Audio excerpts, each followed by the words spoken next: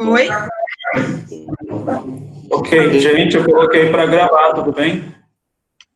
Já está gravando. Paulo, queres colocar a tua apresentação enquanto eu vou falando, dando as boas-vindas? Sim, eu já subi aqui, Tá Rose, bem. já consegue ver? Isso, obrigada.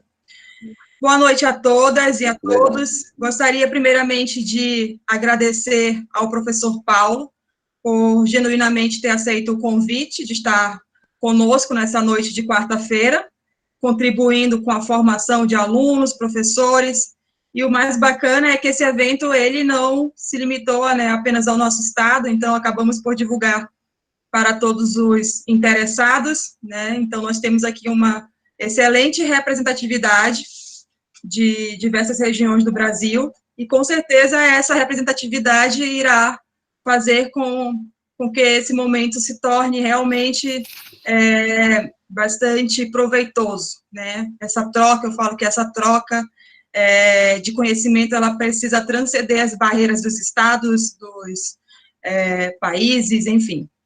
Então, também gostaria de cumprimentar os meus colegas que eu já vi aqui presente, professora Anne, a Kira, os professores da UFAM, professor Inês, professor Vitor, e ao nosso diretor de unidade, professor João Libardoni, a qual eu pergunto se gostaria de dar alguma palavrinha ao nosso palestrante e aos nossos convidados. Prometo ser breve. Bom, boa noite a todos e a todas. Claro que eu quero dar uma palavra, né, principalmente para parabenizar a coordenação do curso de licenciatura, né, em educação de distância, na modalidade de propiciar esse momento.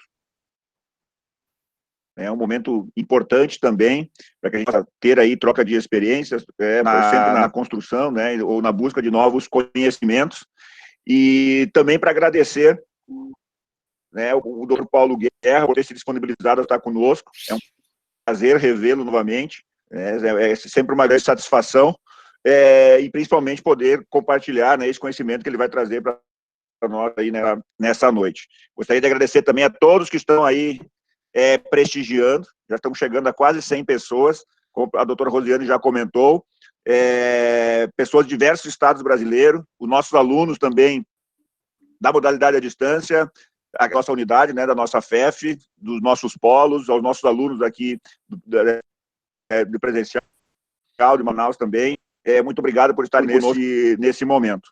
Então, desde aí uma excelente experiência, e mais uma vez, muito obrigado, doutor Paulo Guerra, por estar conosco nessa noite.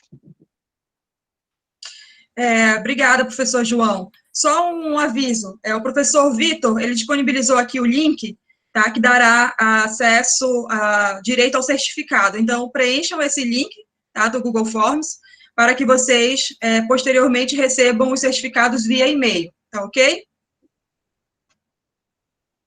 Professor Paulo, sem mais para o momento, pode prosseguir com a sua excelente apresentação. Estamos aqui para ouvi-lo. Maravilha, Rose, muito obrigado. Antes de qualquer coisa, uma boa noite a todas e todas que nos acompanham por meio dessa transmissão. É com muito prazer que, novamente, eu me vejo próximo aos amigos e amigas que trabalham aí na Universidade Federal do Amazonas. 2 anos depois, né, Rose, da nossa primeira inserção, por meio das atividades que eu pude participar no seminário regional da região norte de 2018, e que em muito foram a base para a tomada de decisão sua, né, como presidente, e dos demais colegas a assumirem o Congresso Brasileiro de 2021, que ocorrerá na cidade de Manaus. Nesse sentido, eu gostaria também de saudar os alunos e alunas desses 4 campos, né, que eu até anotei aqui: Lábrea, Itacoatiara, Maués e Manacapuru, além de todos os amigos e amigas que atenderam ao convite que eu fiz, né, e que foi amplamente disseminado. Agradeço também por esse carinho de outras regiões do Brasil. Nesse sentido, Rose, também agradeço pelo seu convite, pela sua lembrança do meu nome, e as palavras do professor João Libardoni, né, enquanto coordenador, a pessoa que está à frente aí da Faculdade de Educação Física e Fisioterapia da UFAM. Eu vou começar a minha fala, né, até para que a gente não perca mais tempo, falando, essa fala tem como título As intervenções de base escolar, possibilidades e evidências sobre a promoção da atividade física, né? Intervenções de base escolar elas se constituem como uma das minhas principais linhas de pesquisa, né? Acho que cabe contextualizar as pessoas que aqui estão presentes, que por 12 anos eu trabalhei como professor de educação física pela Secretaria de Estado da Educação, no estado de São Paulo, e eu acabei fazendo o meu doutorado após colaborar de alguma forma com uma intervenção de base escolar que aconteceu na cidade de São Paulo, nos anos entre 2005 e 2006, que se chama Multiplicadores do Estilo de Vida Saudável. A partir dessa experiência, né, que foi uma das primeiras intervenções de base escolar aqui do país, eu também destaco a minha participação em outras intervenções, como a H3G Brasil, né, liderada pela Ana Leme, que constituiu o seu trabalho de tese de doutorado na Faculdade de Saúde Pública, e de inserções também em outras intervenções que, de fato, são muito importantes, né, para que a gente possa formar um corpo de conhecimento relacionado às intervenções de base escolar aqui no Brasil, que são o programa Fortaleça a Sua Saúde, né? Eu vi até que a Alexandra, que é uma das pessoas que esteve à frente desse programa, está aqui conosco. Eu tive algumas inserções no programa Movimente, liderado pela professora Kelly Samara. Eu vi também a Priscila, que tem uma representatividade, um esforço muito grande nesse trabalho. Eu pude participar de bancas, né, de mestrado e doutorado relacionadas a esses dois projetos, o que me deixa muito feliz de ser lembrado como um dos nomes que atua nessa temática das intervenções de base escolar aqui no país.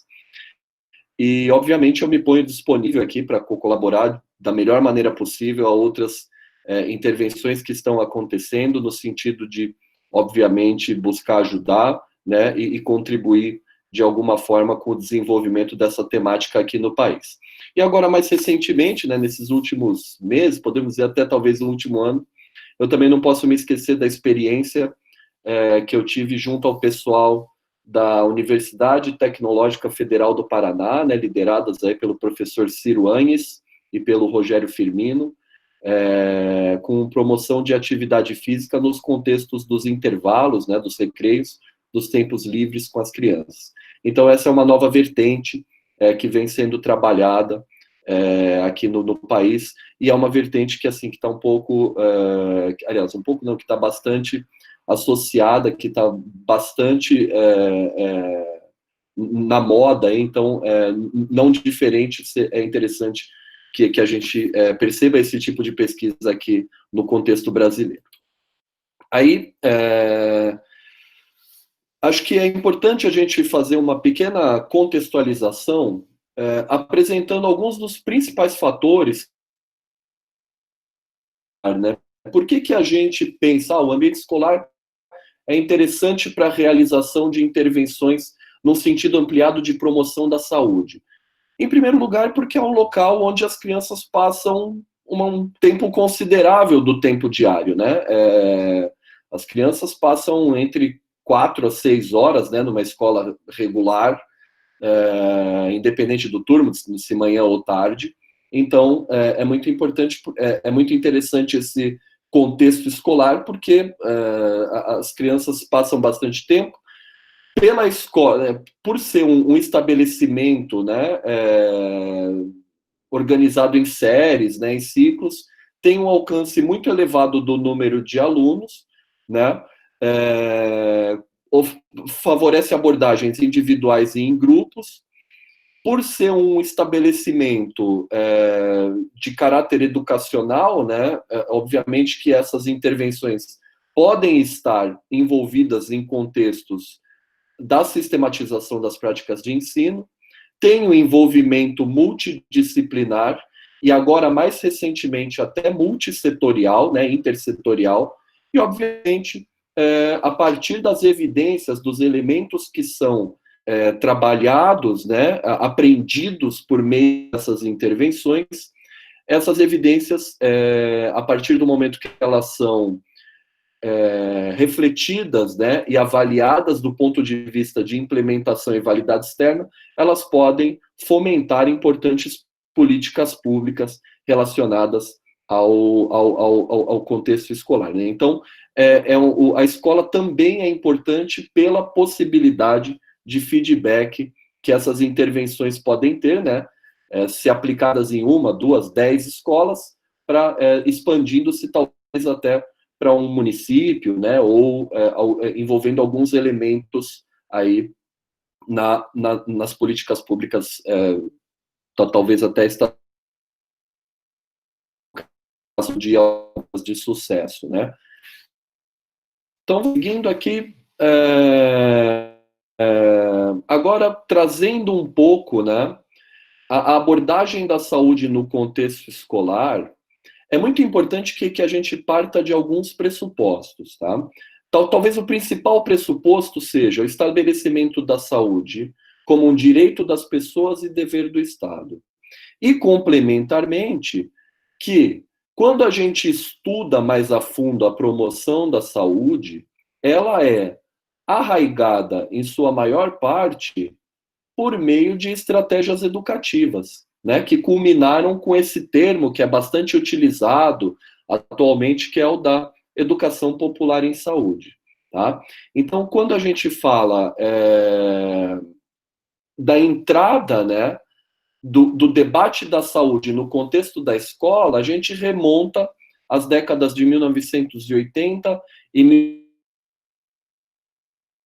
esses elementos, esses debates de saúde foram inseridos nas principais diretrizes educacionais brasileiras, né, destacando a LDB, e também no contexto da formação continuada dos profissionais que trabalham no ramo da educação.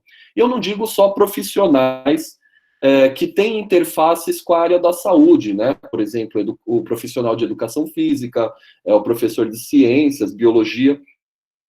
Não.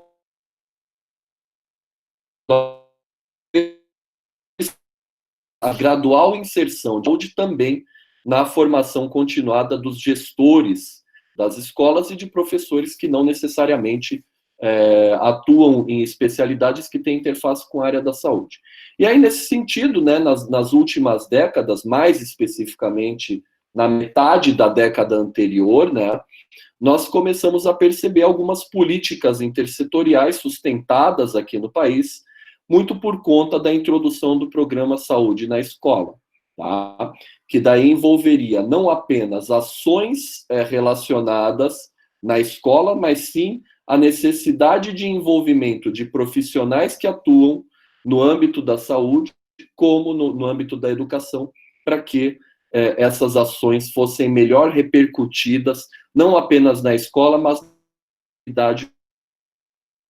Um outro ponto importante que a gente pode destacar, originado nessas décadas de 1980 e 1990, é o debate iniciado e preconizado pela Organização Mundial da Saúde, que parte daquela terminologia das escolas promotoras de saúde, né?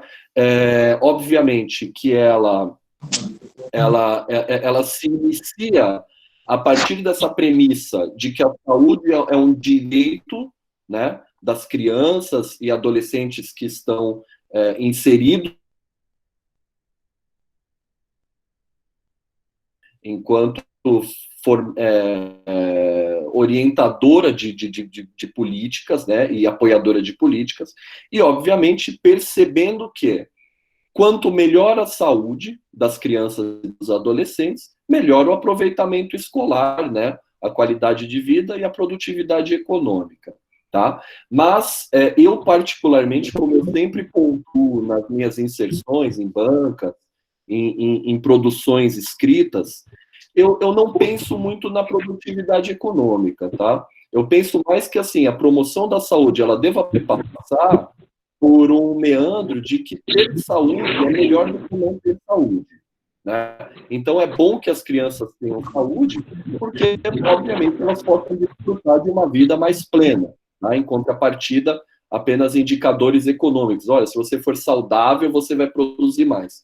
Ok, isso é muito importante, né, que as pessoas produzam, mas a promoção da saúde, ela deva ser, pelo menos na minha opinião, no meu modo de entender a saúde, que a promoção da saúde deva ter um enfoque mais para que as pessoas se sintam bem, para que as pessoas se sintam plenas, a partir do momento que elas entendem que tem uma boa condição de saúde. Dentro desse conceito das escolas promotoras de saúde, e nisso eu gostaria também de relembrar a influência que alguns colegas, né, mencionando alguns nomes, como por exemplo do Walter, da Kelly, essa influência positiva no sentido de estudar um pouco mais esse movimento das escolas promotoras de saúde, que está alicerçada em três pilares, né? Que é a educação para a saúde com enfoque integral, né? E quando a gente pensa de enfoque integral, é a saúde como um todo, e não apenas a saúde como uma visão restrita, né, de prevenção de doença, ou atividades pontuais, sabe, para melhoria de um ou outro indicador. Quando a gente pensa no enfoque integral, envolvendo distintos profissionais, distintas especialidades, distintos componentes, e também pensando não apenas nas estratégias educativas, em práticas e alteração de ambiente. Tá? E aí, nesse sentido, né, também emerge a criação dos ambientes e entornos saudáveis, e, por fim, desenho e entrega do serviço de saúde e alimentação, muito por conta dos riscos, né, que estão associados ao consumo elevado daqueles alimentos que são considerados como ultraprocessados, né? Então, isso é muito importante, e acho que um esforço grande ele vem culminando em cada vez menos oferta desse tipo de produto, do excesso desse tipo de produto nas escolas, né, nas cantinas alimentares aí que municiam as escolas brasileiras. Vocês me escutam, gente?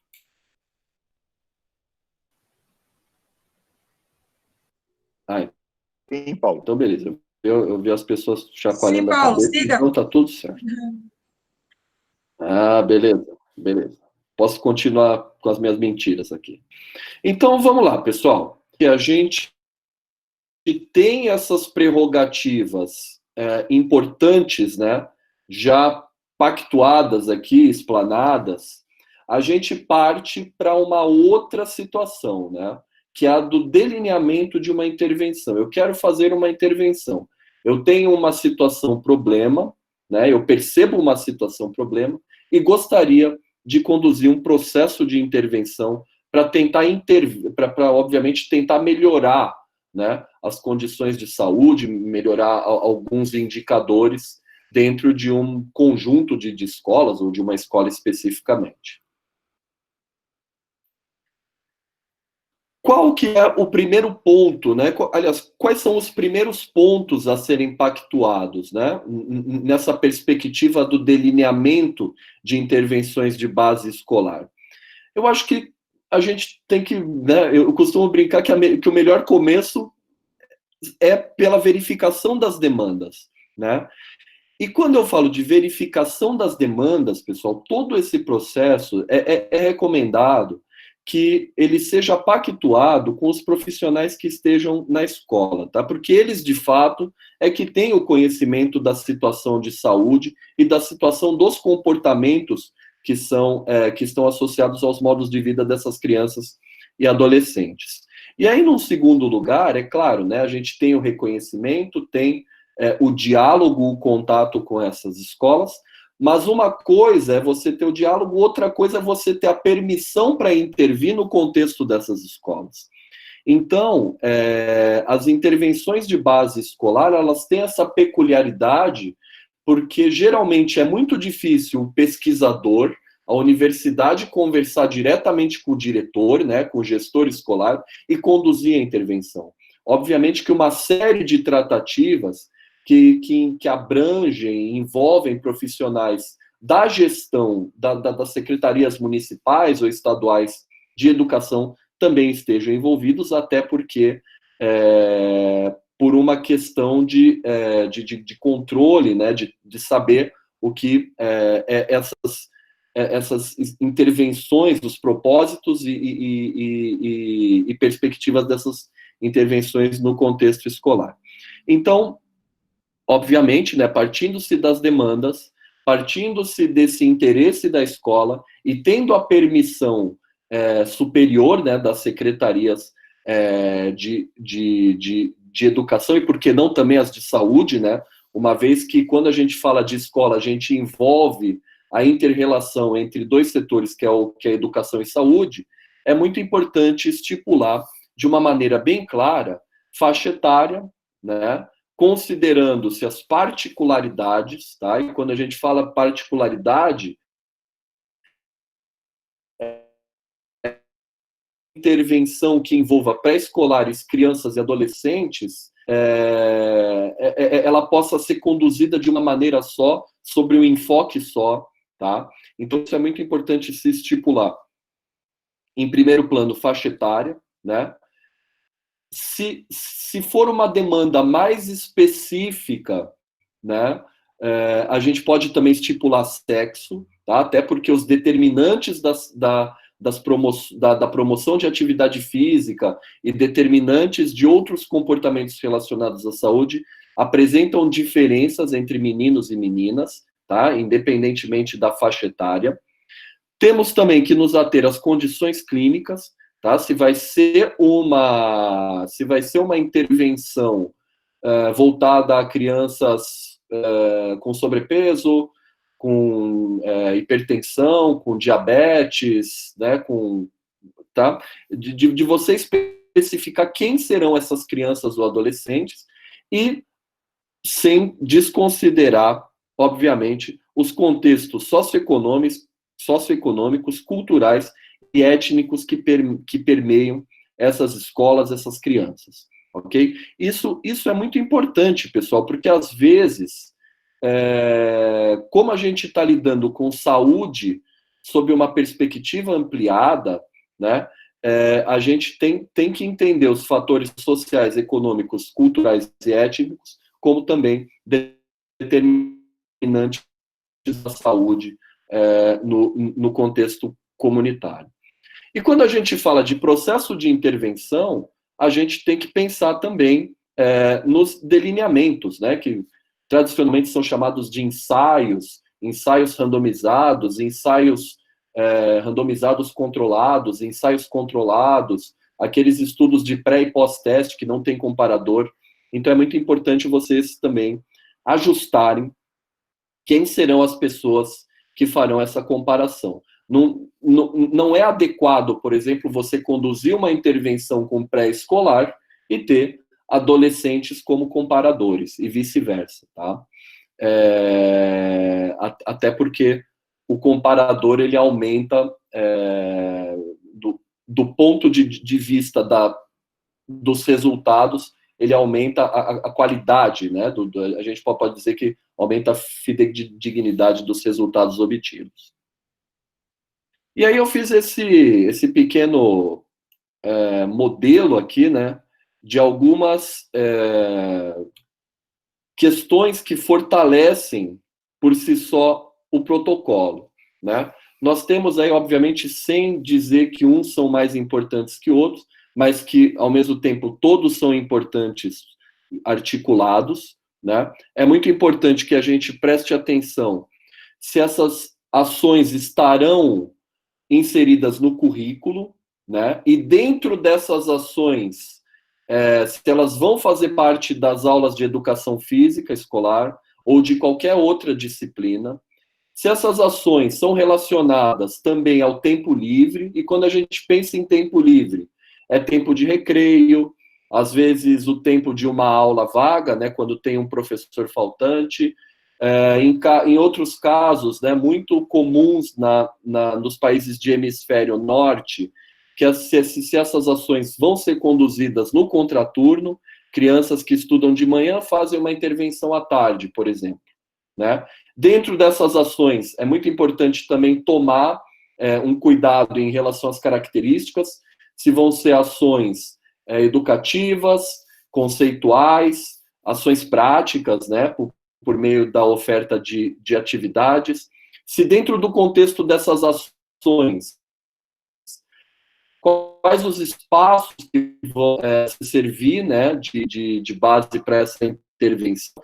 São intervenções que vão ocorrer na quadra, nos pátios, se são intervenções também relacionadas à apropriação do uso desses espaços, né? Por exemplo, pintar um chão para pular amarelinha, reforçar as marcações da quadra para que as crianças tenham uma melhor perspectiva, né, no contexto dos jogos. Situação também que é muito importante levar em conta é o tempo de acompanhamento, né? Quanto tempo que a gente vai utilizar na condução dessa intervenção. E, obviamente, né, como eu falei no começo dessa fala, é muito importante que as intervenções elas tenham um plano a médio e longo prazo. Não é apenas o pesquisador ir lá, conduzir a intervenção, e independente dos resultados, se positivos ou negativos, relacionados à promoção da atividade física, é que essas estratégias, principalmente as teórico-práticas, elas sejam sustentadas na população de interesse. Porque eu acho, nesse momento, né, enquanto pesquisador da área, eu venho percebendo que mais do que promover a atividade física, essas intervenções elas têm que estar delineadas para promover o gosto pela atividade física nessas crianças e adolescentes. Porque senão só o fato de ofertar atividade física vai tornar a intervenção muito pontual do ponto de vista de implementação. Então, quando o pesquisador for embora, acabou, fica um processo descontinuado e as crianças possivelmente perdem aquele espaço de prática, deixando, né, fazendo com que os níveis de atividade física regridam a condição inicial do processo de intervenção. E, por fim, não menos importante, né, como eu pontuei, porque a gente está falando de inter-relações desses elementos, a questão de avaliação. Tá? O que eu quero com a intervenção? Né? Quais são as finalidades dessa intervenção? Será que uma intervenção multicomponente do tabagista, de consumo de álcool, de promoção de atividade física, de redução do comportamento sedentário, de educação nutricional, quais são os potenciais, quais são as limitações?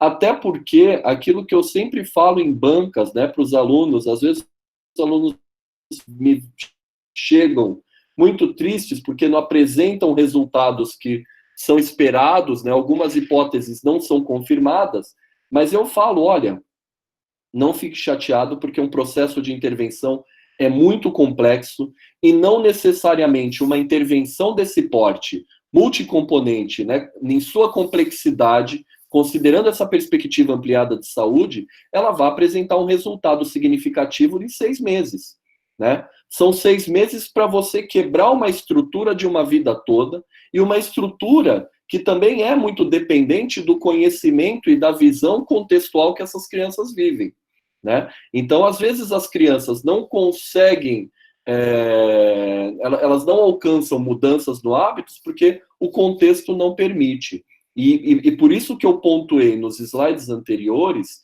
que uma intervenção que não está adequada ao contexto, às especificidades culturais, sociais e ambientais de uma cidade, ela corre um grande risco de já enfadada ao insucesso, né? Aliás, desculpa, fadada ao insucesso. E também um outro ponto, né, é a consideração dos especialistas, né, que estão envolvidos e as inter-relações. Eu participei de algumas bancas muito interessantes, né, nesses últimos anos, que vem apresentando intervenções que aliam profissionais que atuam nas UBSs, né, que são os centros de atenção primária, com profissionais da escola, ampliando a capacidade de articulação entre, por exemplo, o profissional de educação física que dá ali a aula curricular com as visitas realizadas pelas agentes comunitárias de saúde, né? De forma que o profissional tem um campo de atuação dentro do contexto escolar e que essas medidas podem ser capilarizar famílias e para a comunidade como um todo por meio das ações, né, das visitas das agentes comunitárias de saúde. E essa é uma proposta assim, de grande interesse que precisaria ser mais bem articulada, considerando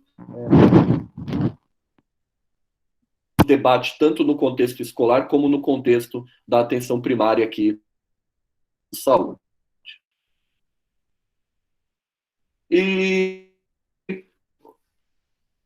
por consequência, né, além desses elementos que eu apontei para vocês, nós temos que prestar atenção aspectos operacionais que são de bastante importância relacionados ao formato, implementação e avaliação, tá? Nesse sentido, o formato ele é imprescindível, uma discussão coletiva, né? Porque as intervenções podem ser implementadas por meio do modelo tradicional, né, de aulas, onde os professores, pesquisadores, equipe escolar como um todo, apresentam os conhecimentos e práticas ali naquele momento da educação física curricular ou de outra disciplina. O formato também pode ser relacionado a encontros presenciais, para além desses momentos das aulas curriculares, né? Entrega de material, isso que foi bastante trabalhado pelo pessoal de Florianópolis, e não apenas entrega, mas sim envolvendo também a formulação desse conteúdo, né, de panfletos, de banners. E aqui do lado direito da minha apresentação eu coloquei alguns exemplos de banner e panfleto, cartilha, relacionadas à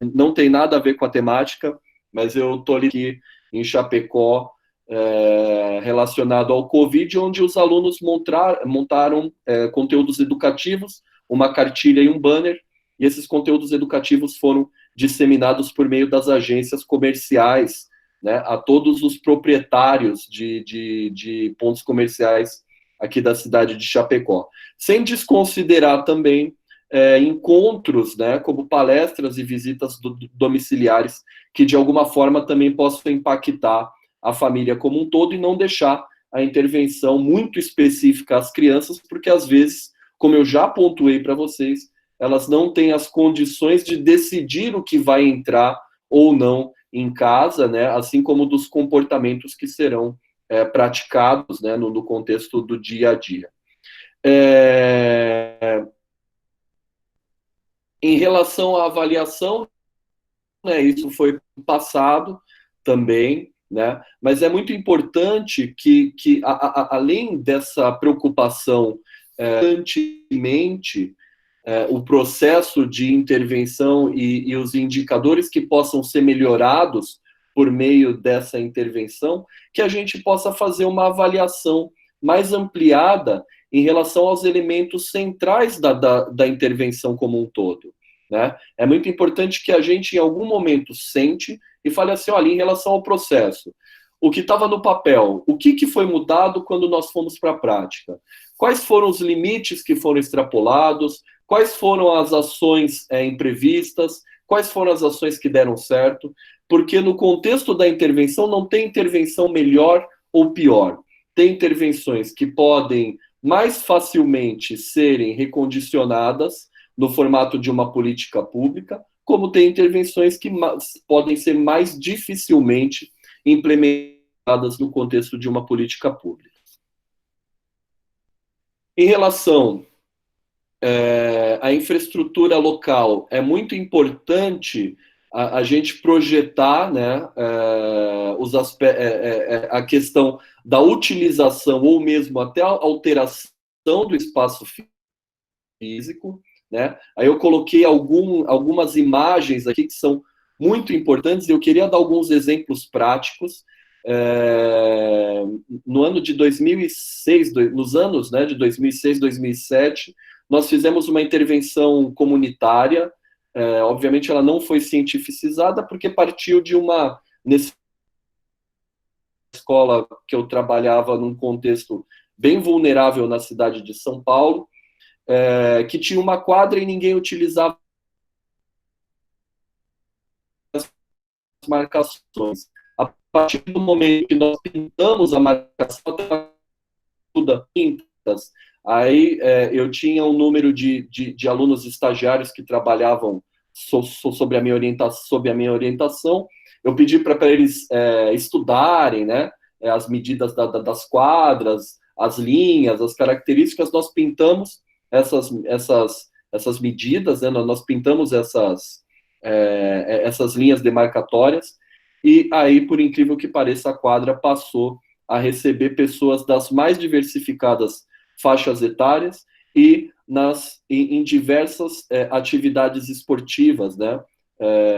Basquete, futebol, vôlei. Então, isso é muito importante. Às vezes, o mínimo que a gente acha que seria talvez até imperceptível aos nossos olhos, dentro da nossa especialidade, pode ser de grande interesse das pessoas que tenham interesse, ou às vezes até algum tipo de afeição à prática esportiva no contexto da quadra.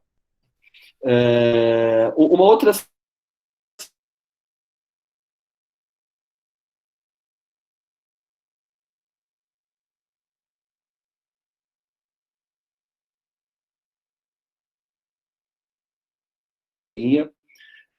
eu não nego que eu tive uma experiência muito interessante num shopping center, né? Passeio de Paulista no shopping center. Aí eu fui levar o meu filho mais velho, estava em São Paulo, fui levar o meu filho mais velho no shopping, e a partir do momento que ele se deparou com uma amarelinha, ele mesmo começou a pular e me convidou a pular amarelinha. E foi uma situação muito interessante, porque outras crianças que estavam perto também se aproximaram, e aí eles obviamente estabeleceram algumas regras, criaram regras, e foi super interessante porque eles faziam com que os seus pais, mães responsáveis pulassem a amarelinha de acordo com as regras que eles estavam estabelecendo. Por outro lado, nós temos também a questão do comportamento sedentário, né?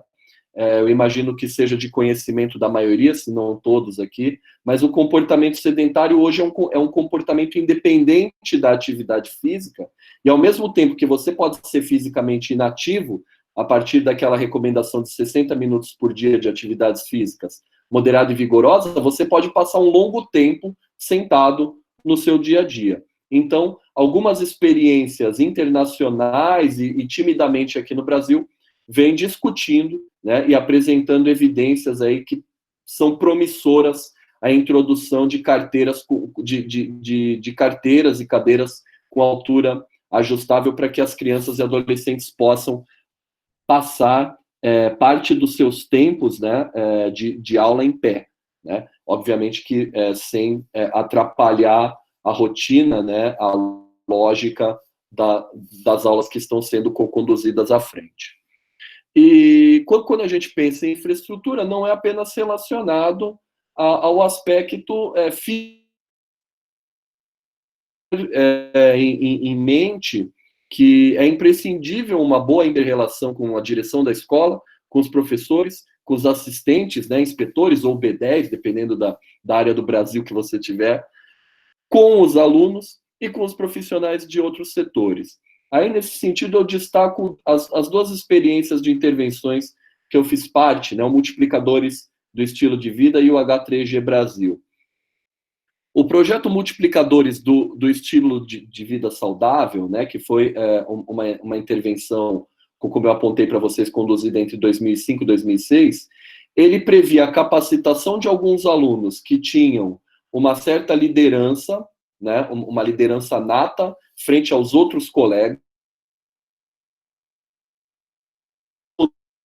eram capacitados em alguns temas, e eles, entre si, repassavam essas informações numa comunicação muito mais próxima e assim, convidativa aos adolescentes que eram seus pares nas escolas públicas de São Paulo. Por outro lado, eu também considero muito interessante a experiência do H3G, quando a pesquisadora responsável, ela imaginou que um melhor contato com as alunas, né, que foi uma intervenção mais específica para meninas adolescentes, que esse contato poderia ser melhor utilizando mensagens de texto e aplicativos.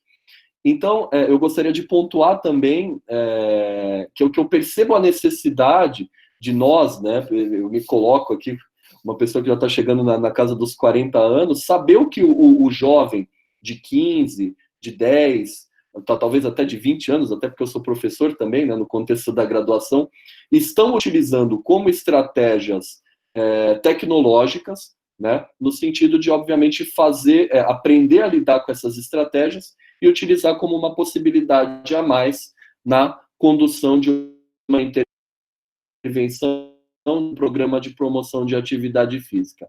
E, por incrível que pareça, né, essas mensagens, no contexto da segunda intervenção, que foi conduzida entre 2014 e 2015, apresentou um ganho significativo, uma melhora significativa na redução do comportamento sedentário entre as meninas adolescentes das escolas técnicas de São Paulo. E aí, é muito importante, né, como eu falei para vocês, naquela perspectiva de tempo, né, da nossa relação e da nossa responsabilidade de promover a atividade física, de promover o gosto pela atividade física nessas crianças e adolescentes, é muito importante que isso esteja em sintonia com a questão curricular, sobretudo da educação física escolar, né? É claro que eu tenho profundo conhecimento, né, e obviamente eu concordo com isso, de que a educação física escolar ela tem um propósito mais amplo, né, arraigado na questão da cultura de movimento, e é um ideário muito bonito, né, a partir do momento que a gente percebe esses avanços na vida das crianças e adolescentes que estão sob a nossa responsabilidade nas escolas. E eu fico muito feliz de cada vez mais a questão da atividade física e saúde, das práticas corporais e atividades físicas, né, o esporte no tempo de lazer, que sempre foram assuntos pouco debatidos no contexto escolar, cada vez mais ganharem espaços, uma vez que nem todos que estão ali na escola irão se tornar profissionais, né, irão viver da prática esportiva, e o nosso objetivo não necessariamente é formar atleta, e sim pessoas que tenham gosto, que tenham passado por experiências prazerosas, por experiências relevantes, significantes em relação às atividades físicas ao longo do seu desenvolvimento enquanto pessoas. Aí, dessa forma, eu já inicio aqui a parte final da minha fala, apontando algumas evidências que estão disponíveis na literatura relacionadas às intervenções de base escolar com finalidade de promoção das práticas corporais e atividades físicas em crianças e adolescentes, né? Em relação à sua interface dessas intervenções com a educação física escolar, como eu pontuei para vocês, né, são relacionados à saúde no contexto ampliado da educação física escolar, e isso é muito bacana porque nós entendemos a aula de educação física escolar, né, independente da sua visão ampliada, enquanto um elemento de empoderamento e pensar a prática, né? Na verdade, isso não apenas relacionado à educação física escolar, a educação física escolar, sim, com a especificidade da questão da cultura de movimento, mas toda a escola tem como principal fim empoderar e entregar à sociedade pessoas críticas, né, que consigam pensar e criticizar os seus contextos e modos de vida. Continuando no âmbito dessa interface com a educação física escolar, é muito importante, né, que para além das intervenções, os grupos de pesquisa, né, as universidades possam abraçar esses professores, tanto da educação física escolar como profissionais de educação física que atuam no setor saúde, através de programas de extensão, ou programas mesmo de educação continuada e treinamento permanente, tá? De modo que esses profissionais, cada vez mais, possam se sentir confortáveis e confiantes a participar do processo de elaboração desses protocolos de pesquisa de intervenção de base escolar. Obviamente, né, acreditando que, como consequência, que a maior apropriação das ações por parte desses profissionais, tanto da saúde como da escola, pode ocasionar a manutenção das estratégias para além do tempo de pesquisa. Tá? Então, nesse sentido, é muito importante que essa capacitação também se reverta em elementos, né, de conhecimentos e apropriação por parte desses professores para manter os conhecimentos e práticas relacionadas às práticas corporais e atividades físicas nas crianças e adolescentes. Intervenções no contexto da educação física escolar proporcionam aumento de 24% das atividades moderadas e vigorosas comparado ao controle. Isso muito, que a aula de, como eu já falei algumas vezes para vocês, eu não vejo a aula de educação física exclusivamente direcionada à promoção de práticas corporais e atividades físicas, mas se nós conseguirmos viabilizar maiores espaços de prática, né, maior variabilidade de atividades que possa envolver o contexto coletivo da sala de aula, é claro que a partir desse gosto, as crianças podem, considerando também os seus contextos, né, e os ambientes disponíveis, praticarem essas atividades para além do momento escolar. É muito importante também a combinação entre os materiais impressos e adaptação curricular, né? Aí, nesse sentido, eu chamo a atenção que quando nós pensamos em promoção de atividade física, é muito importante também colocar o aluno, né, independente se ele é criança ou adolescente, como um responsável pela construção do conhecimento, né? Colocar alunos construindo banners, construindo cartazes, elaborando seminários que possam ser apresentados na escola como um todo, que possam ser afixados, dá um sentimento maior de pertencimento a essas crianças e adolescentes, e obviamente pode ser uma estratégia de acordo com a literatura disponível, que amplie, né, que aumente ter crianças em praticar atividade física, tanto no contexto escolar, como no contexto para além da escola. Também pontua a importância das abordagens multicomponentes, e com muita alegria eu pontuo que essas abordagens multicomponentes hoje são uma realidade no contexto das intervenções de base escolar conduzidas aqui no Brasil, destacando essas experiências, tanto ocorridas em Florianópolis como Curitiba, que são essas que eu tenho mais proximidade, sem esquecer também dos esforços que são feitos na região Nordeste, né? E, obviamente, né, uma vez que o aluno não é responsável pela gestão da casa, é muito importante que essas ações preconizem o envolvimento da família, né? Sobretudo no momento de pré-adolescência, que é um momento crítico para o estabelecimento dos comportamentos relacionados à saúde. Então, quando eu pontuo essa questão da família, é importante ao longo da infância e adolescência, sobretudo no momento da pré-adolescência, de acordo com alguns artigos prévios.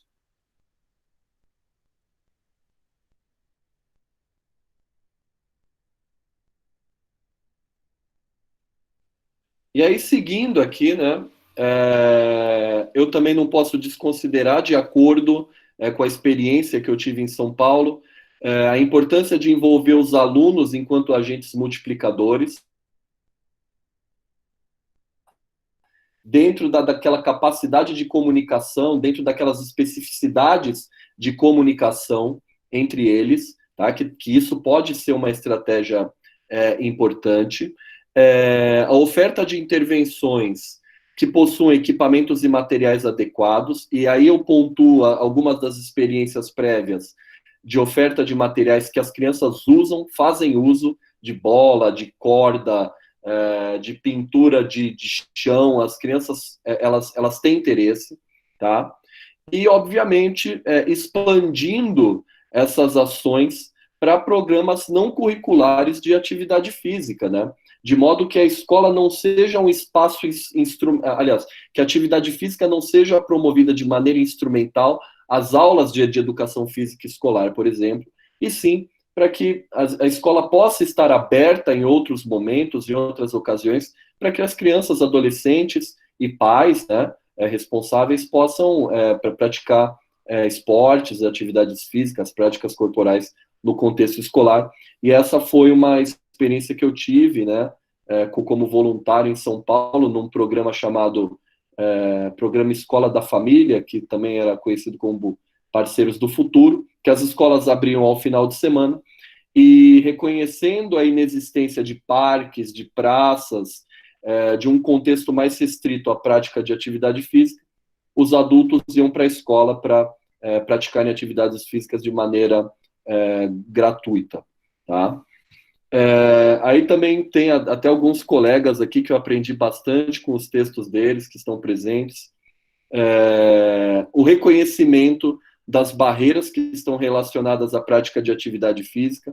É muito importante que nós tenhamos a compreensão de todos os motivos, ou dos principais motivos, que levam as crianças a não fazerem atividade física, lembrando que o aspecto individual é apenas um dos determinantes da prática de atividade física, tá? Não é apenas querer, a simples escolha, né, que determina a atividade física, e sim uma série de fatores ambientais, culturais, sociais, tá? Até porque no nosso país nós temos um abismo social, né, entre ricos e pobres, a questão de distribuição de renda aqui sendo injusta da forma como muitas pessoas não têm acesso à atividade física, o que qualifica a questão socioeconômica aqui no país como um determinante da inatividade física.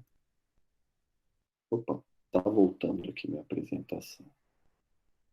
E aí, como perspectivas futuras, eu vou fazer uma rápida pincelada aqui para as intervenções de base escolar, né?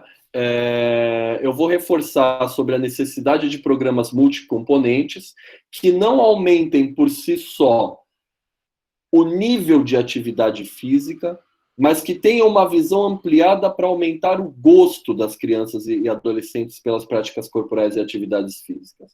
Obviamente que não apenas considerando o aspecto individual, tá? E tomando por base algumas questões influenciadoras que estão muito bem registradas na literatura, tá? Que é a gente reconhecer os espaços físicos e estruturas disponíveis, né? Buscar promover, por meio dessa aproximação com os profissionais da escola, o aumento da qualidade nas aulas da educação física escolar, a possibilidade de práticas corporais e atividades físicas ao longo da jornada diária, tá? Envolvendo também estratégias de promoção no tempo livre, considerando que a promoção de atividade física nos recreios e nas aulas vagas, tá? Incluindo-se algumas evidências de estudos conduzidos aqui no Brasil, a possibilidade de práticas corporais e atividades físicas antes e depois da jornada escolar, de modo que a escola possa ser um espaço não apenas instrumentalizado para a prática do ensino, mas sim um espaço ampliado de promoção de saúde, e é claro que sem desconsiderar a importância do envolvimento comunitário e da família, uma vez que, novamente, né, as crianças não são responsáveis pelas compras, pela condução maior das atividades cotidianas de uma família. Como eu apontei também, né, é bastante importante que recursos tecnológicos sejam implementados nessas estratégias, tá? Por exemplo, um canal de YouTube, um perfil de Instagram, que não necessariamente seja municiado apenas pela equipe de pesquisa, pelos adultos, e sim que que os alunos, né, que as crianças e adolescentes possam ter um protagonismo, até mesmo para que a linguagem entre eles seja adequada, considerando, né, o empoderamento, o conhecimento prévio recebido, tá? E a partir do conhecimento disponível, é necessário um número maior de estudos, né, que aprofundem os efeitos das intervenções em relação ao sexo, faixa etária e condição socioeconômica aqui no país, tá? Considerando-se, como eu apontei para vocês, a questão socioeconômica, né, como um determinante da saúde de uma maneira ampliada, não apenas relacionando-se à questão individual da simples vontade ou falta de vontade de fazer atividade física. Por fim, é importante que essas intervenções se atenham aos aspectos metodológicos de implementação, até porque, se a gente considerar o corpo de evidência disponível, boa parte dos estudos apresenta uma qualidade metodológica, tá? O que torna limitada a extrapolação desses resultados pela ausência de informações e maior atenção ao processo de implementação. Para mim, quando a gente pensa em aplicação do conhecimento científico na formulação de política pública, talvez o principal ponto que a gente tenha que fazer uma análise e uma reflexão mais aprofundada é relacionado ao processo de implementação. É o processo que a gente tira a intervenção do papel e toca ali na prática, tá? Considerando espaços, né, considerando limites de atuação de cada ator no meio desse processo e, obviamente, os resultados produzidos em curto, médio e longo prazo, tá? Nós temos também uma questão muito importante de o aumento do número de intervenções pode diminuir a heterogeneidade, porque quando eu comecei a estudar, né, as intervenções escolares, se falava muito, se comparava intervenções de crianças de 6 a 10 anos com intervenções de 15 a 19 anos. São momentos de vida, são visões de mundo, até processos maturacionais completamente diferentes e que não necessariamente podem responder aos mesmos estímulos de maneira igual entre essas distintas faixas etárias. Então, já estamos começando a poder, né, comparar estudos feitos mais especificamente com faixas etárias, mais especificamente com intervenções práticas, teóricas, com processo de implementação intersetorial, né, envolvendo profissionais da escola, profissionais da saúde, tá? Então, é muito importante que a gente pare um pouco de comparar coisas que são diferentes entre si, porque senão nós não conseguiremos avançar no trato desse conhecimento relacionado às intervenções de base escolar com fins na promoção das práticas corporais de atividade física. E aí, por fim, né, como último apontamento, parabenizar todos os colegas e as colegas que, de alguma forma, fazem parte e conduzem, né, com todas as dificuldades relacionadas à questão de financiamento, porque uma intervenção é um tipo de estudo muito caro e que requer um staff, requer uma equipe de pesquisa muito ampliada e que a gente possa seguir juntos, né, enfrentando os sabores e dissabores de conduzir as pesquisas aqui no nosso país, principalmente nesse momento de enxugamento de financiamento. Nós tivemos recentemente até o corte de bolsas, né, de iniciação científica, que representa o primeiro grande passo na carreira acadêmica dentro do contexto da educação superior. E é claro que fica essa dica e, obviamente, eu me colocando como um colaborador para futuras intervenções de base escolar que aconteçam em nosso país. Nesse sentido, eu finalizo a minha fala e eu gostaria de homenagear os colegas aqui amazonenses, né? Eu não coloquei foto de outras localidades, porque aí desse grande estado grande, eu só conheço Manaus por enquanto. São fotos que eu fiz, né, que pontuam aqui o Teatro Amazonas, o Mercado, a Alfândega, o Encontro das Águas, a Praça São Sebastião e o terminal e o porto, né, o porto de Manaus. Muito obrigado. Paulo, muito obrigada pela tua apresentação, por todo o conhecimento que você trouxe. Tenho certeza que todos nós daqui saímos um pouquinho mais ricos. Eu vou, então, abrir para as perguntas, tá? Então, quem tiver perguntas, por favor, escreva aqui no chat ou abra o seu microfone para fazer a pergunta diretamente ao Paulo.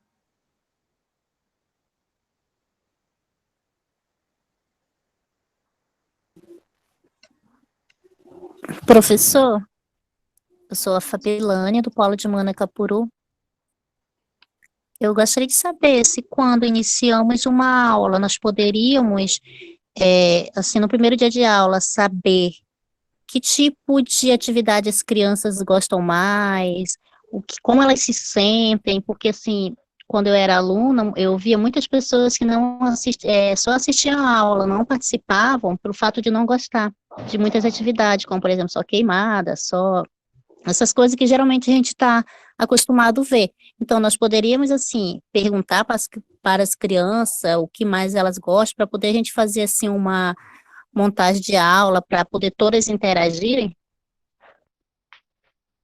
Com certeza, Fabilânia. Muito obrigado pela pergunta. Né? Uma saudação aos colegas de Manacapuru. É muito importante, Fabilânia, eu acho que é um indicador muito interessante nós sabermos o que elas gostam e também sabermos o que elas não gostam. Não precisa pedir, olha, ponham um nome. A partir do momento que você garante a confidencialidade, você vai ter informações bastante interessantes a respeito do que elas não gostam. E mais do que saber o que elas não gostam, é você criar um ambiente com essas crianças, de modo que eles possam resolver essa falta de gosto. Fala assim, beleza, e isso é válido. Tentarei não fazer que você coro, né, para aula. Vão ser 4 crianças chutando a bola e 36 sentadas. Tá? Eu dava aula para uma média de 35, 40 crianças.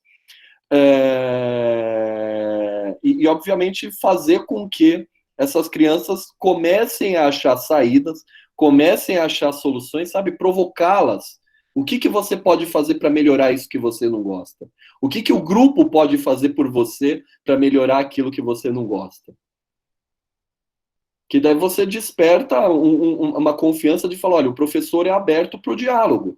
Né? Não é uma aula que o professor manda os 50 minutos e eu tenho que cumprir os 50 minutos, porque senão ninguém aguenta fazer uma aula, né? Ninguém aguenta passar um ano desse jeito. Ok, professor, obrigado. Deixa eu ver, a Marja do Vale pergunta, debatemos muito a respeito do grupo controle, devido às razões éticas. Como gerenciar essa questão, uma vez que todos têm direito? Por isso, não estaríamos querendo fazer efeito de 2 programas de intervenção. A pergunta da Marja do Vale é super pertinente, é algo também, eu já encontrei aqui alguns problemas com relação ao comitê de ética.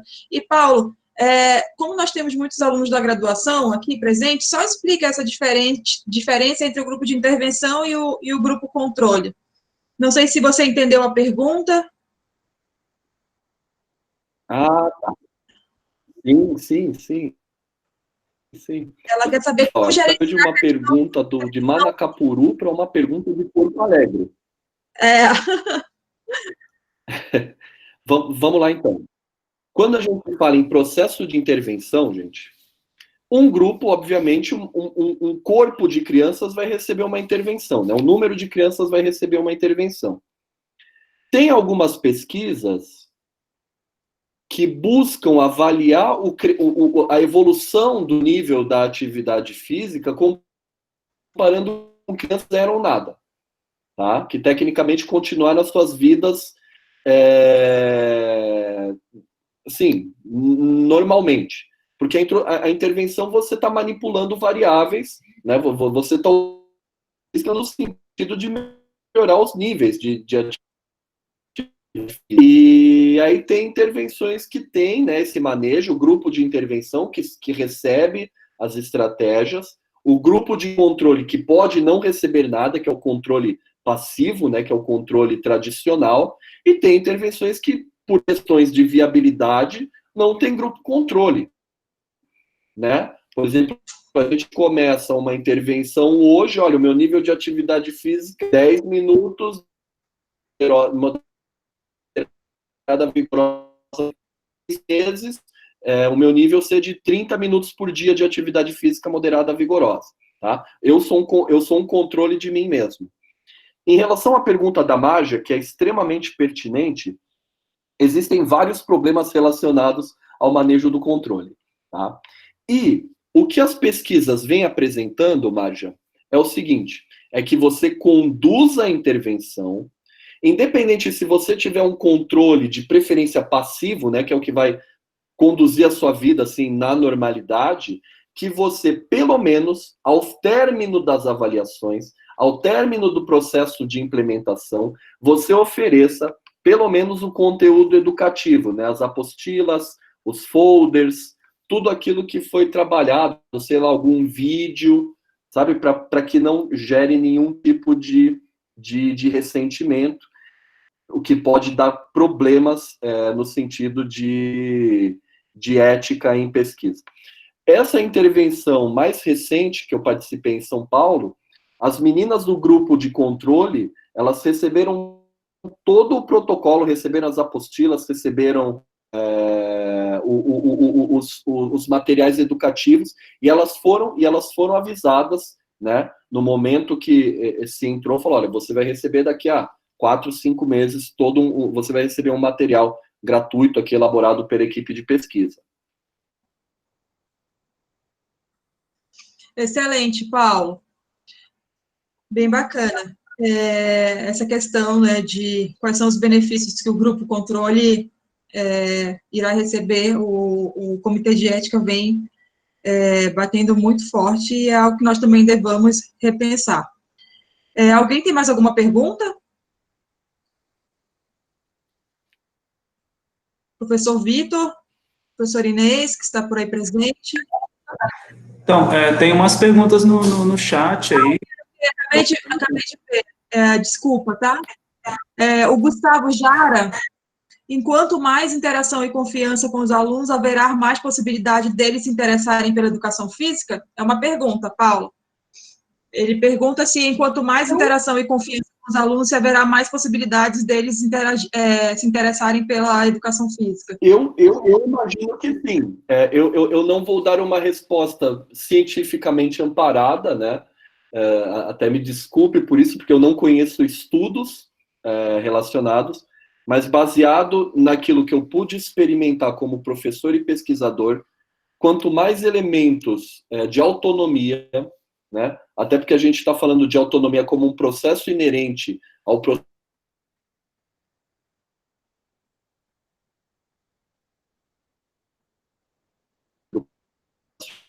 Os alunos sentir mais pertencente, né? Ele vai sentir que ele está dentro, que ele faz parte e pode intervir nesse contexto. Tá? Obviamente que respeitando os acordos pedagógicos, né? A gente também não pode deixar que o aluno mande em tudo, porque senão a gente corre risco de dar um ano todo só de aula de futebol para eles. Isso é verdade. Paulo, a Alexandra Bandeira, ela tem uma pergunta com relação às barreiras, né? Ela diz, professor Paulo, 2 fatores que têm se apresentado como importantes barreiras para a implementação das estratégias de intervenção são indisponibilidade de tempo dos professores e clima escolar desfavorável. Como superar esses desafios? Oi, Ale, tudo bem? Eu gostaria de, com muito orgulho, dizer que participei da banca da Alexandra, conduzi uma intervenção muito interessante, gente boníssima. Esse é um problema, né, Alexandra? A gente percebe que a parte da importância desses profissionais participarem, né, desse processo, eu imagino que outras estratégias tenham que ser pensadas. A gente vai fazer um levantamento do que foi feito para tentar, entre aspas, sensibilizar esses professores, né? A gente percebe que tem que envolver evolução, né? A evolução profissional, né? Tem que ser no momento de trabalho, né? Porque geralmente os professores têm menor adesão quando é para além da jornada diária de trabalho. Então a gente tem que pensar bastante, né? Em como, entre aspas, sensibilizar esses professores. Mas eu acho que não é batalha perdida, tá? Eu acho que não é batalha perdida, até porque eu acho que para a entrada dos professores a gente precisa de uma melhor articulação entre a equipe de pesquisa e os órgãos maiores de educação batalhando por esses avanços. De falar, olha, nós temos um programa aqui de educação continuada para o professor de 10 horas, são 2, 3 aulas. Esses professores podem ser liberados no momento de trabalho para que eles não faltem? Isso é possível? Ano passado eu tive uma experiência muito interessante, que eu sou articulador aqui na cidade de Chapecó, do programa Saúde na Escola, o PSE. E nós fizemos uma série de encontros, que foi pioneiro aqui na cidade, entre os profissionais de educação física do SUS, atuantes nos NASF, né, com os profissionais de educação física que dão aula nas escolas pactuadas do PSE. E foi extremamente interessante, pessoal, porque foi a primeira vez que eles se encontraram, mesmo com uma formação próxima, né, do ponto de vista da especificidade, né, eles nunca... E coisas tão próximas, percepções tão próximas foram levantadas a ponto de que os próprios professores pediram para que a gente continuasse com essa série de encontros entre eles, porque, de fato, eles produziram. Obrigada, Paulo. A Débora Salles, do Polo de Manacapuru, pergunta como elaborar atividades que possam unir os dois gêneros, pois os meninos querem jogar futebol e as meninas queimadas. Acaba que há resistência por parte de um deles. Sim. Sempre alguém tem que ceder, né? Eu vou partir da lógica da negociação, né? Se um acordo não é bom nem para um lado e nem para o outro, a gente tem que chegar a um acordo diferente que seja bom para os dois. Talvez um meio termo que não envolva nem o futebol e nem a queimada. Uma outra atividade, né? Por exemplo, eu sei que o futebol e a queimada são os carros-chefes, né? Às vezes até pelas condições estruturais das escolas, tá? Mas eu imagino que a gente possa alcançar meios termos de, obviamente, normalizar, né, em primeiro lugar, as práticas mistas, que eu, particularmente, na minha opinião pessoal, acho que é a melhor alternativa para a promoção da atividade física, independente dos determinantes à prática de atividade física serem diferentes entre meninos e meninas. Quanto mais próximos eles estiverem nas atividades, é uma forma também de prepará-los para o mundo, porque no mercado de trabalho eles não vão poder escolher um chefe homem ou mulher, né? Então eles vão ter que aprender a lidar com as diferenças, né? E obviamente pactuando, saberem conversar, saberem dialogar, até que todos sejam envolvidos, até que todos sejam uma prática comum que seja de interesse e prazer a todos eles. Muito bem, Paulo. O Lucas Soares, ele perguntou sobre avaliação. O que a literatura apresenta sobre métodos para mensurar o conhecimento sobre atividade física e saúde, tendo em vista que a escola é tida como um local de formação? Lucas, você é de onde? Não sei se o Lucas ainda está aí. Ceará. Lucas do Ceará. Legal. Semana que vem eu tô com o pessoal do IFSE aí. Vou ter uma fala sobre o Covid aqui, 19, de atividade física no contexto da pandemia. Também liderada pelo nosso amigo Walter. Walter me pegou também. Lucas, muito obrigado pela tua pergunta, né? Novamente um grande abraço aí para os colegas do Ceará. Morei nessa terra, no Caça e Pesca, em Fortaleza. E os instrumentos para avaliação da atividade física, eles são os instrumentos tradicionais, né? Questionário, medidas de avaliação objetiva, como acelerômetros, né? Pedômetro, que não necessariamente precisam estar vinculados ao processo educativo. Uma outra coisa é você avaliar o grau de conhecimento das crianças e adolescentes em relação aos conhecimentos trabalhados ao longo da intervenção, tá? Uma coisa é você avaliar a prática, enquanto que elas aumentaram ou não a atividade física diária, semanal ou mensal, e outra é o quanto que eles gostam, né, por meio de uma pesquisa qualitativa, de uma coleta de dados qualitativa, o quanto que eles aprenderam por meio de uma prova, né, por meio de um teste, de uma entrevista, tá? Existem vários instrumentos para avaliação, desde que seja bem estabelecido o que nós queremos avaliar. Se é nível de atividade física, se é conhecimento, se é gosto, se é barreiras, né? No caso, tem questionários, até o nosso amigo Akira, aqui o pessoal de Curitiba, é muito forte nesse estudo das barreiras. Mais alguma pergunta, pessoal? Eu posso fazer uma pergunta? Na verdade, não é uma pergunta, é uma colocação, que é, quando nós pensamos em intervenções de base escolar, né, nós focamos, muitas vezes, no aluno. O aluno é o nosso objeto principal.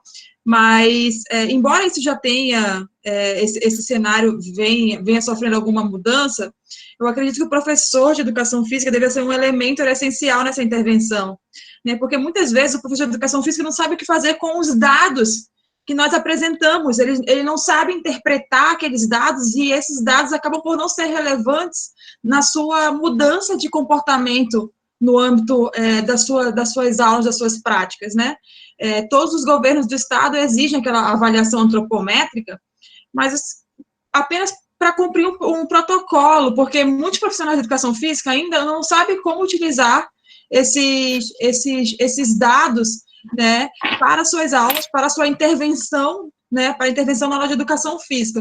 Então, eu acredito também que cabe a nós, né, professores, pesquisadores, focar também no profissional de educação física, que é quem estará dando continuidade, né, e terá um maior contato com o aluno de educação física a partir dessa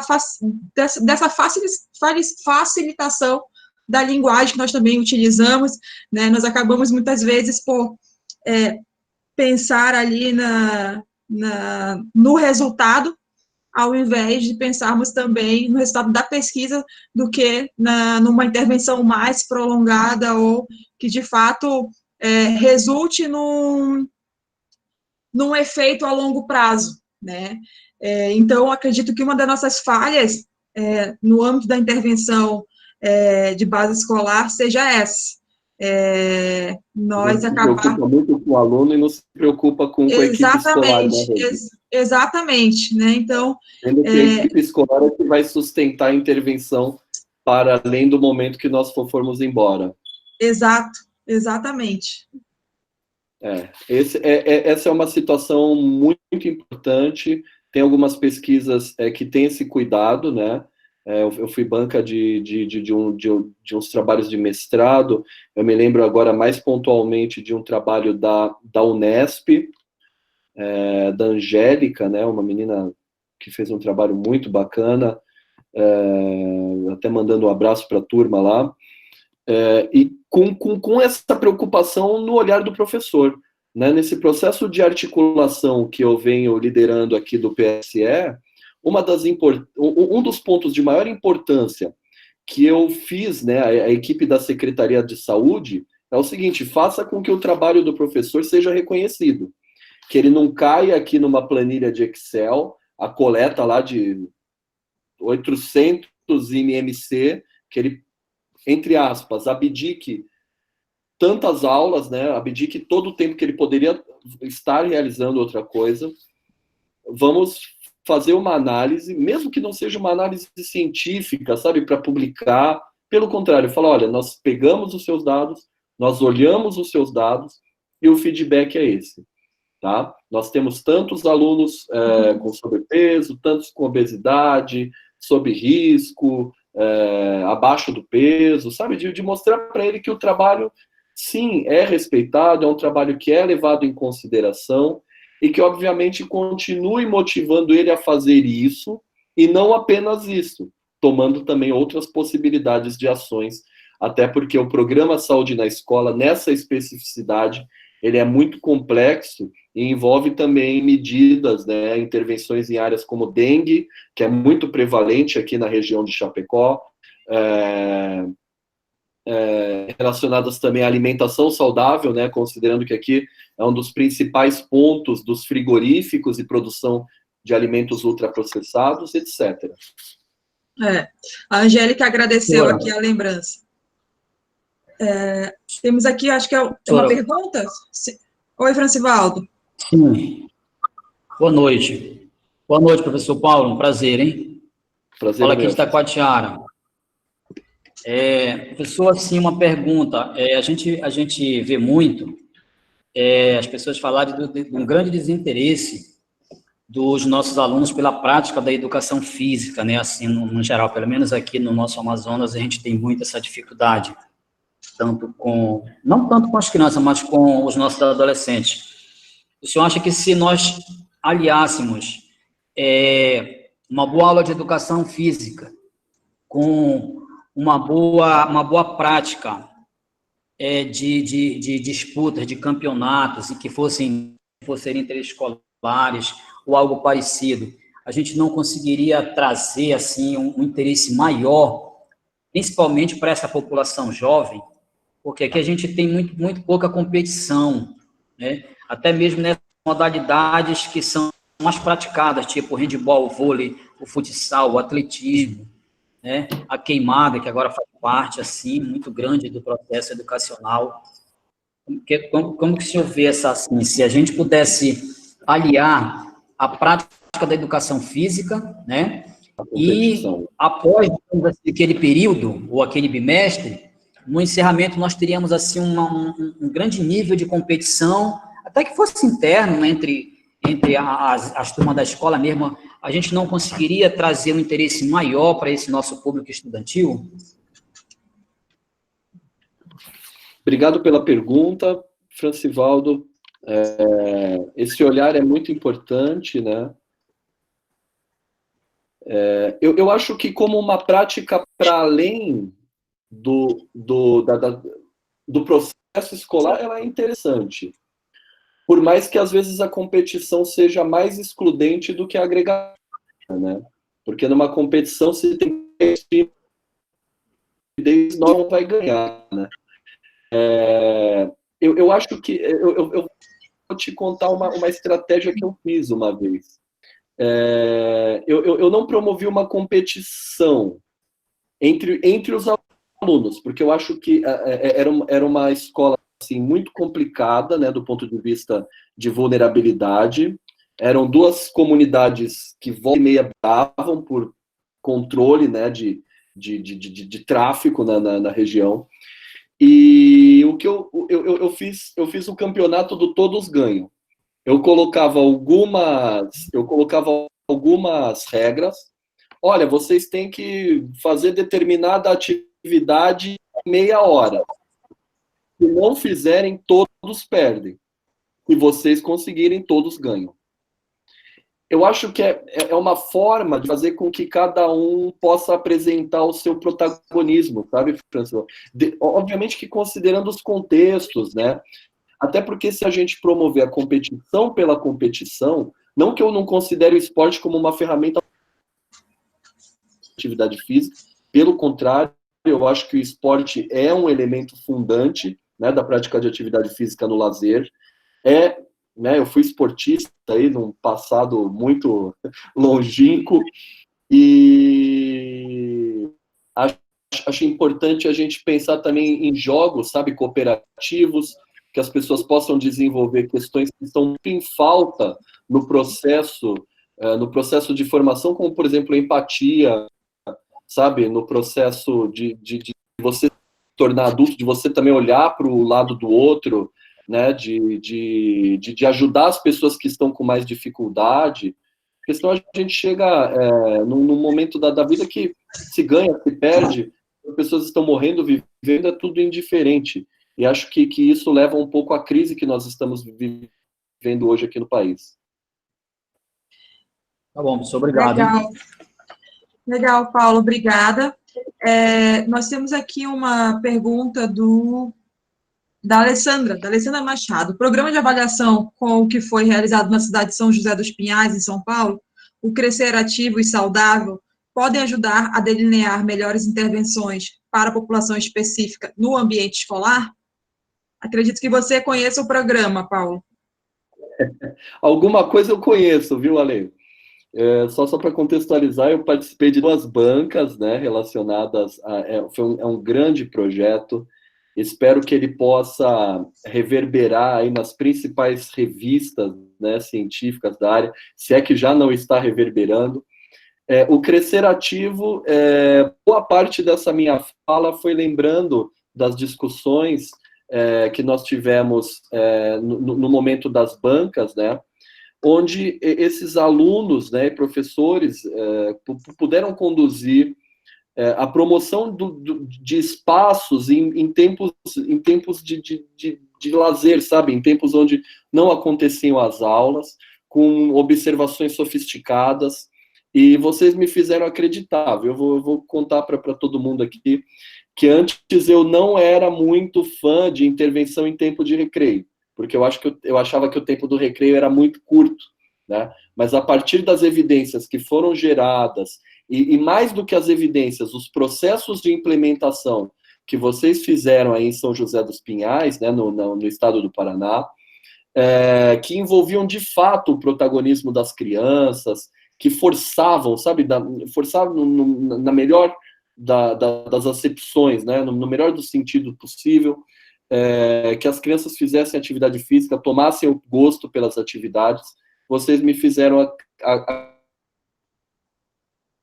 um bom momento de promoção de práticas corporais e atividade física por parte das crianças até a fase pré-adolescente. Excelente. Eu vou abrir para mais 2 perguntinhas, tá? Então, quem tiver perguntas a serem feitas ao professor Paulo, pode aqui falar no microfone. Professor Vitor, fique à vontade. Olá, professor Paulo, obrigado pela fala, foi muito legal te ouvir. Assim, não sei se é bem uma pergunta, mas eu queria comentar um pouquinho e conversar com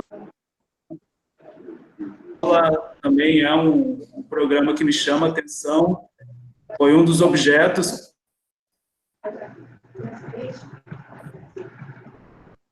Uma das coisas... Oi. Vitor, me desculpe, eu não escutei a sua fala inicial. Eu peço para o professor João Bardoni fechar o seu microfone, por favor. Olá. Professor Paulo, a pergunta, o comentário, né, para te ouvir um pouquinho, né, sobre o programa Saúde na Escola, que é um programa que eu tenho interesse, né, foi objeto no meu mestrado, E uma das coisas que a gente observou, eu estudei o programa Saúde na Escola lá em Vitória, no Espírito Santo, onde eu fiz a pós-graduação, e uma das coisas que a gente observou, né, que o PCE coloca, é que hajam projetos de saúde no projeto político-pedagógico, né? Então, a gente foi buscar esses projetos, e a gente observou que, com relação à educação física, não haviam projetos de saúde. Os projetos, eles estavam ali no desporto, na ginástica, na dança, né, basicamente nesses três. Então, a gente fez uma formação continuada com os professores. E, assim, foi bem legal, eles desenvolveram projetos de saúde, né, que o tempo aqui não dá para a gente conversar melhor. Mas essa questão dos projetos, eu acho que eles fortalecem, né, e quando eles estão lá no PPP, eles nos ajudam, né, a entender um pouco mais, né. Eu queria saber de você, enquanto articulador, como que é essa relação na realidade que você vive, né, dessa produção de projetos, né, porque isso interfere na promoção da atividade física, né, na escola. Sim, Vitor, obrigado pela pergunta, pelo compartilhamento da sua experiência. Quanto mais inserido no projeto político-pedagógico, naquelas normas pré-estabelecidas no maior a né, com quanto e isso, maior a chance das ações em saúde acontecerem no âmbito da educação física escolar. Por outro lado, Vitor, eu não conheço, né, mas aqui em Chapecó, as escolas, elas têm que estar pactuadas com o projeto Saúde na Escola, dentro dentro da grade de ações, né? Então, as escolas têm que realizar ações, um número X de ações ao longo do ano, por meio de sábados letivos, encontro com os pais, reunião de pais e mestres, que possa envolver esses aspectos relacionados à promoção de saúde, não apenas específicos à promoção de atividade física. Falei, são 10 temas, né? E um desses temas de maior importância é do controle da dengue e da alimentação saudável. A atividade física está entrando agora, né?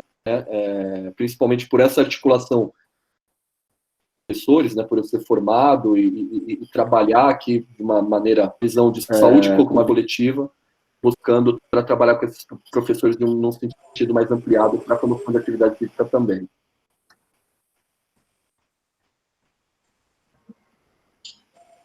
Ok. Não sei se deu para ficar claro a resposta do professor Paulo, teve aqui algumas interferências. E para encerrarmos, né, vamos encerrar em grande, aqui com a última pergunta do professor João Libardoni, nosso querido diretor. Por favor, professor, fique à vontade. Bom, Paulo, muito obrigado pelas colocações, né, e pela discussão, fundamentais, né, nesse processo. Uma pergunta, acho que abrangente, né, e você como pesquisador, né, com uma pessoa que milita aí muito na parte da atividade física, né, na questão da saúde na escola, como você vê essa questão da determinação de algumas secretarias, né, do município e do estado, em alguns estados, como acontece no Amazonas também, da questão das aulas de educação física, uma aula teórica e uma aula prática, vamos dizer assim, obrigatória. Olha, eu particularmente eu nem conhecia essa determinação. Quando eu dava aula em São Paulo, né, na cidade de São Paulo, eu articulava algumas atividades teóricas e práticas, inclusive até com provas, né, com provas teóricas para os alunos, relacionadas a alguns aspectos que a gente via tanto por meio da leitura de textos, como na prática em si, né? Eu falava, olha, agora presta atenção que o que eu vou falar vai cair em aula e vocês vão fazer na prática. Olha, João, eu acho que você forçar, você pré-determinar qualquer situação no contexto de educação é muito complicado, porque os processos educativos, eles são muito dependentes também da variação entre aula a aula, né? Às vezes os alunos podem sair de uma determinada aula prática com dificuldade relacionada a uma prática específica. E seria importante, sei lá, olha, agora no meu planejamento eu vou mudar um pouquinho aqui, e as 2 aulas seguintes eu vou usar a prática porque eu quero ver esses alunos fazendo melhor, né, esse padrão de movimento, articulando, né, os módulos, pensando até em questão de comportamento motor mesmo. Ou, da contrapartida, você passar um texto e falar, olha, Jogos Olímpicos. E aí as crianças se envolverem, se sentirem afim, sabe, de fazer um trabalho, de discutirem, e você ser obrigado a cortar porque a aula subsequente você tem que dar prática, né? Eu acho que você tem que aproveitar os momentos, né? Eu, particularmente, eu não sei se é por uma visão pessoal minha, eu tenho restrições a tudo aquilo que é pré-determinado em educação, sabe? Porque a educação nem sempre você começa do A e chega no B, né? Você vai do A, você chega no C para depois voltar no B. Você não dá, nem que você dá um tiro para cima e cai né? Pode cair um elefante no âmbito da educação, mal comparando, e não deem tiros em animais, porque os animais fazem o bem. Mas eu acho que é o mais importante é a gente se ater ao momento, né, ao processo educacional, sem com que, obviamente, o que a gente estipulou previamente, enquanto metas de aprendizagem sejam cumpridas, mas, obviamente, dando toda a vazão, todo o protagonismo aos alunos para que eles possam se sentir parte daquele conhecimento construído. Sensacional, Paulo.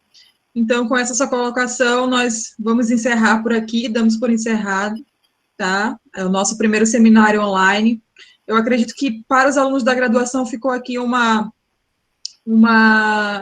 inquietação com relação a alguns conteúdos abordados, e eu espero que essa inquietação gere uma motivação para que eles busquem conhecer melhor, né, o conteúdo, o programa Saúde na Escola, por exemplo, né, que foi tanto falado aqui. E, por último, agradecer, Paulo, por ter aceitado o convite, né, prontamente. Para quem não sabe, o Paulo é o atual presidente da Sociedade Brasileira de Atividade Física e Saúde, né, tivemos aí acredito que para mim foi felicidade, não sei para eles, trabalharmos juntos na última gestão também. O Paulo é professor da Universidade Federal da Fronteira do Sul, localizado em Chapecó, e foi muito válido, Paulo, essa nossa conversa, essa troca de experiência, e espero que possamos nos encontrar mais vezes e partilhar todo o conhecimento e contribuir também para o conhecimento dos alunos, da pesquisa, e enfim. Professor João, gostaria de dizer mais alguma coisa?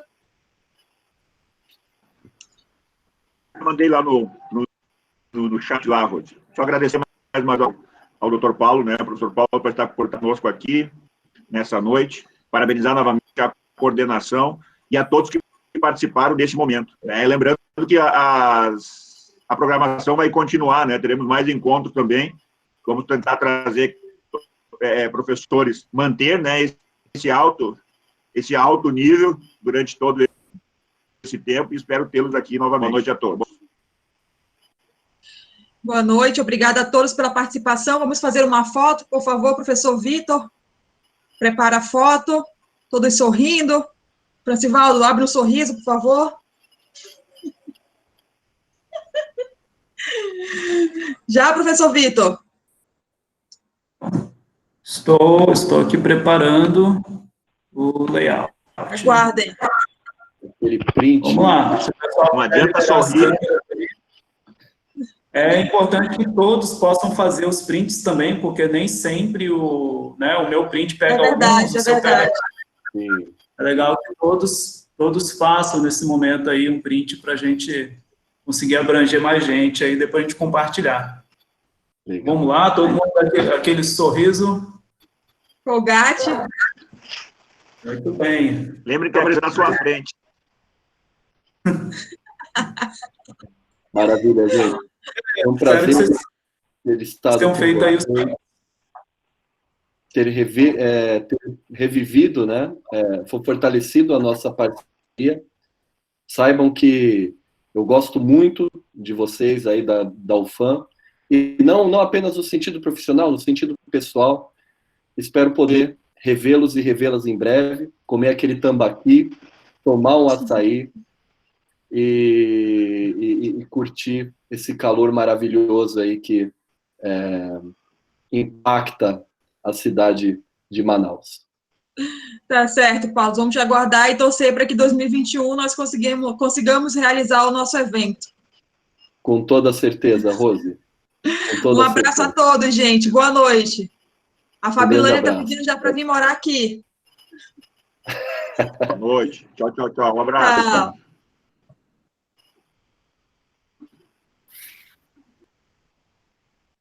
Era muito